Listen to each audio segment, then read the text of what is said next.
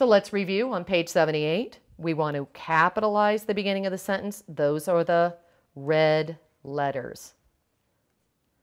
And then what do we want to do? We want to end the sentence, and you can say stop.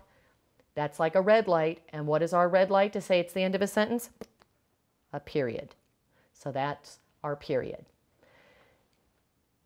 Let's go over to page 79 and let's troubleshoot. When students in this lesson that I just modeled to you, if they have certain problems, I'm going to show you what you do.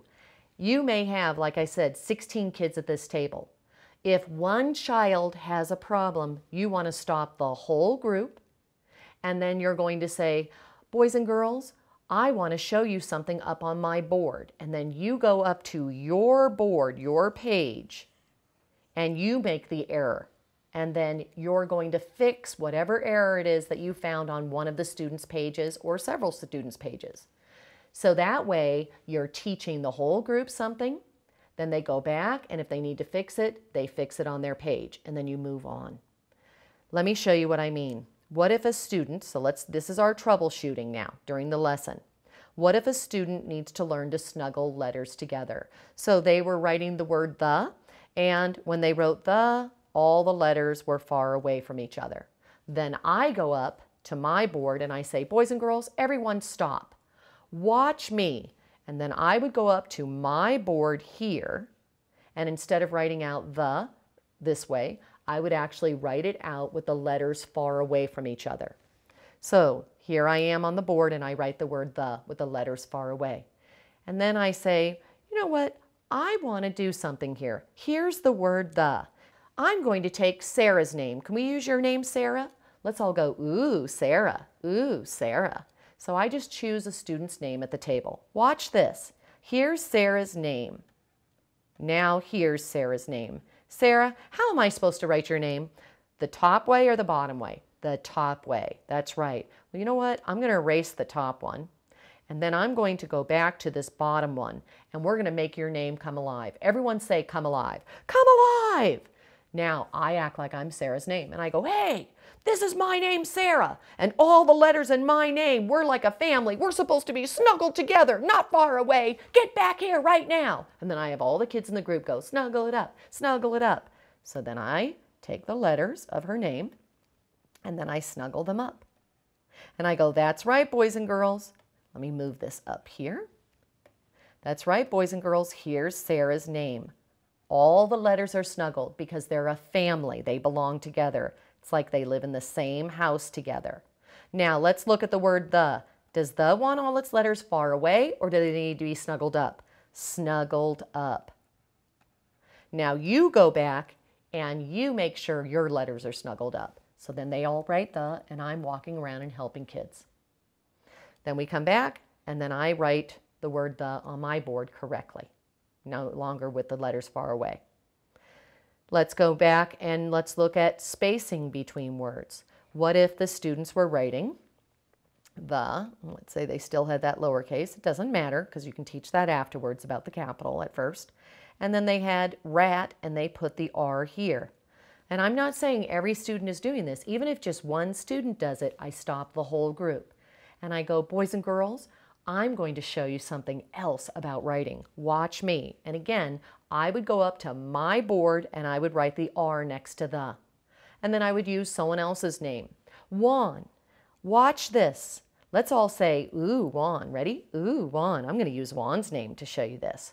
Juan is nice. Juan is nice.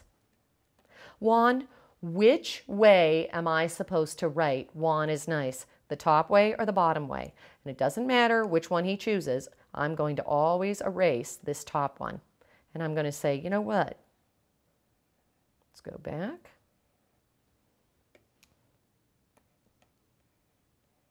I'm always going to erase the correctly written sentence, and in this case, Juan is nice. And now I'm going to go to Juan is nice on my page, and we're going to make his name come alive. So I go, watch me. I'm going to make Juan's name come alive. Ready? Come alive. And then I say, hey, this is my name, Juan. All the letters of my name like a family. We live in a house together. What are these words doing in my house? They don't belong here. They better move over. So then I have all the kids go, move over, move over. Okay, okay.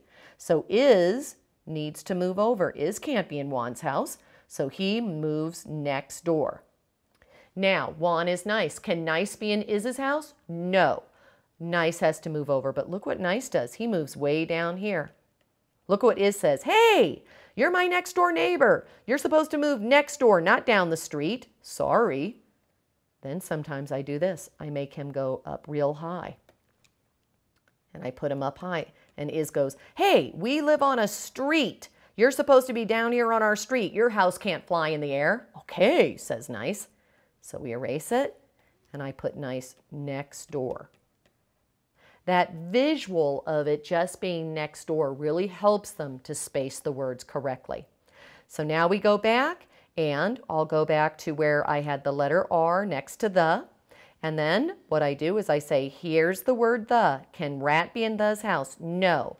What does Rat need to do? Move over. So now I'm going to space, and I'll move the R over next door. And we can write the rest of our word, rat, with the letters snuggled. Another problem that you may want to troubleshoot is capitals versus lowercase letters. Sometimes children learn how to write all the capitals before they learn how to write the lowercase. Maybe they have confusions with B's and D's, so they choose the capital letters all the time. Or they just write capital letters and they don't understand that there's certain rules. So that's why when it comes to capitals and lowercase, I color-coded them. The capitals are red and the lowercase are green. When I'm writing with the kids, when we're writing and they're writing down a letter, for instance, when we had the rat and they go to write down, they identify the R, and then they know that it's the letter R, they have the two colors on the box. And I just say, what color? Green. We always use the green unless we know the rule.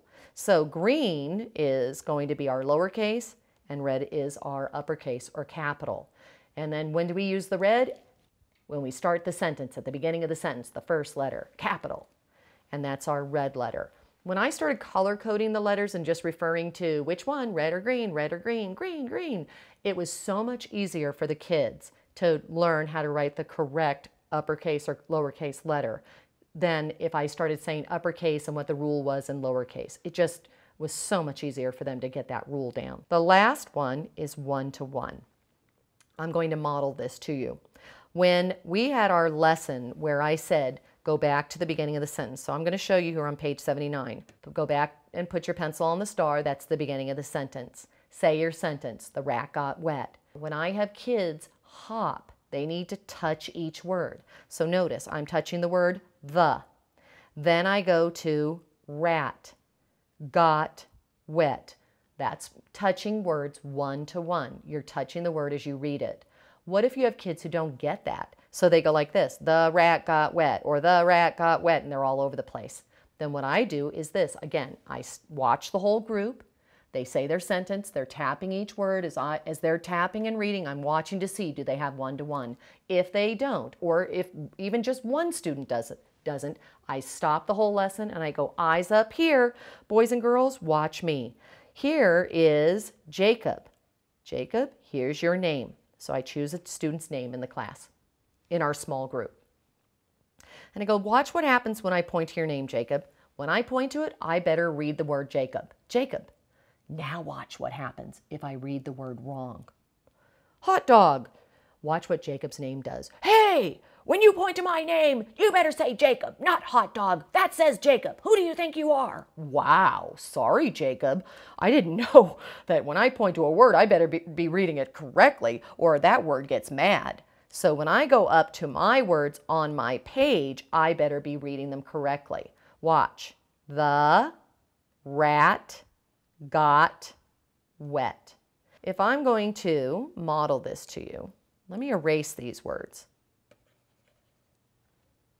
Now, the students may have been on the rat and they didn't know how to touch one-to-one. I'm showing them the, and let's say a student goes, the rat, and they keep pointing at the. Then I stop and I go, uh-oh, and I go back to my board and say, if I point to the, what do I need to say? The. If I point to the and I say rat, what does the do? He gets mad. And rat over here says, hey, you better point to me when you read me. When you're reading the word rat. Sorry. So I need to point to the and say the. Everyone do it. The. Now hop to the rat. Say rat. Rat. Let's go back and say the whole sentence again. Put your pencil on the star. That's the beginning. The rat got wet. Now let's touch the words. The rat got. Got's not there. Now we need to choose. Is that a snap or a slow-mo man word? Now we go back and we're going to be writing out the word. So use one-to-one. You use somebody's name, you point to it, and then you read the name saying a word like hot dog or truck, something of that sort, something that's incorrect, and have the name yell at you. Then go back and talk about how every word wants you to read it correctly. And that helps with the one-on-one.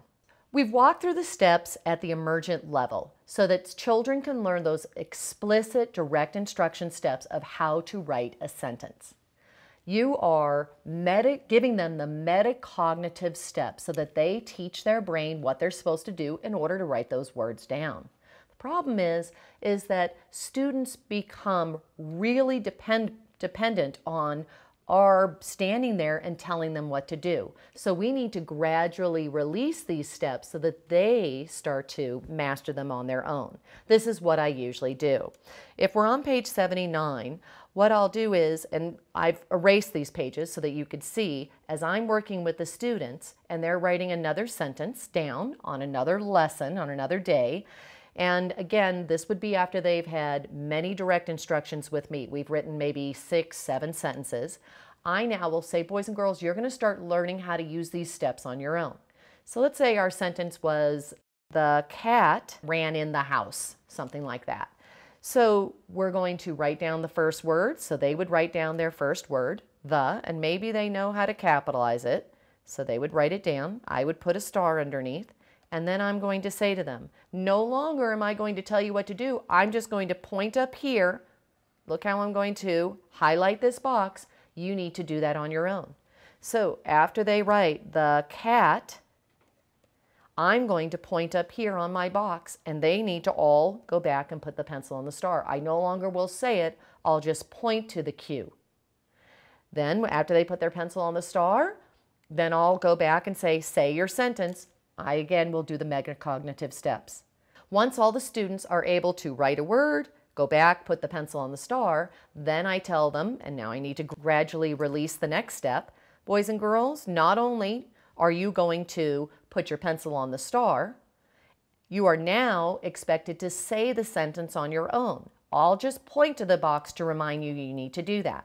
So they wrote the word cat. What do they need to do? They need to go back and put their pencil on the star. So what do? I'm pointing to the box, and they go back and put their pencil on the star. Then I point to the say picture, and they say their sentence. The cat ran into the house. They need to hop. I will tell them, now hop to each word. Once they master how to go back to the beginning of the sentence, say it on their own with me just pointing to the box, then what do? I tell them from now on, you need to hop on your own and stop when there's no longer a word. Then I'll help you decide if it's a snap word or a slow-mo man word, and we'll do that together.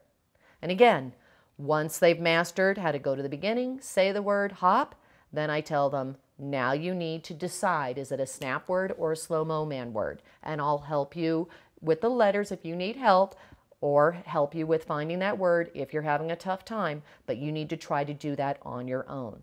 So what you do is you slowly release the steps so students can do it on their own. When a student can actually write a sentence independently without you telling them the steps, they're ready to move on to the beginner level. So students who show me they know all 4 steps, I move to the beginner level. And that's what we're going to do next.